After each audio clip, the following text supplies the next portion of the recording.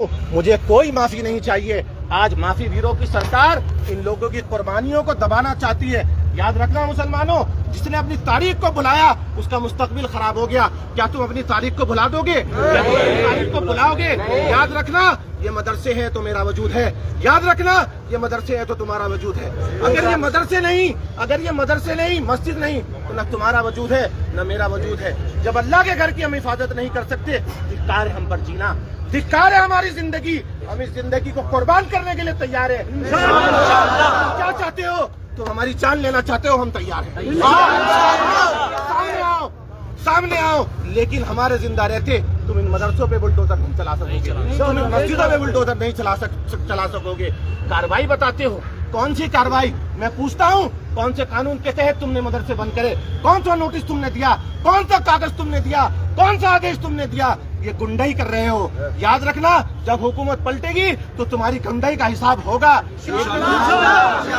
एक दिन इस मुल्क में इंसाफ की हुकूमत आएगी, सेक्युलर लोगों की हुकूमत आएगी। आज हुकूमत में बैठे हुए लोग ये बताना चाहते हैं कि ये समाज पीछे है, ये समाज पढ़ाई लिखाई में पीछे है। आप झूठ बोलते हो। इन मदरसों ने हिंदुस्तान को एटमी पावर बनाने वाला अबुल कलाम दिया था। तुम इन मदरसों को क्या कहते हो कि ये मदरसे वक्त खराब कर रहे हैं। याद रखना, ये मदारिस के लोग, ये उलमा, ये इस मुल्क की जीनत है।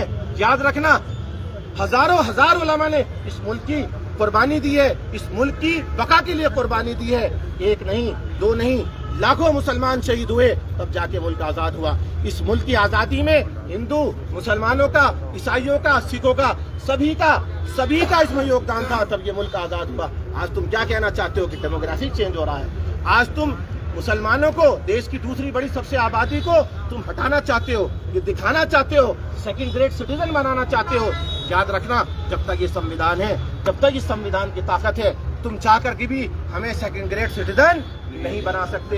हम सेकंड ग्रेड सिटीजन नहीं बनेंगे। हम अपनी गर्दन नहीं झुकाएंगे। हम इन सर को कटा लेंगे, लेकिन सर नहीं झुकाएंगे इंशाअल्लाह। हमारा सर अल्लाह ताला के सामने झुकता है। याद रखना, हुकूमत में बैठे हुए लोगों, मैं तुम्हें चैलेंज के साथ कहता हूँ, हमारे पास संविधान की ताकत है, हमारे पास ईमान की ताकत है। हम तुम्हारे हरबों में नहीं आएंगे। हम खामोशी से एहतजाज करेंगे। हम अपने मुंह में पट्टियां बांध के एहतजाज करेंगे।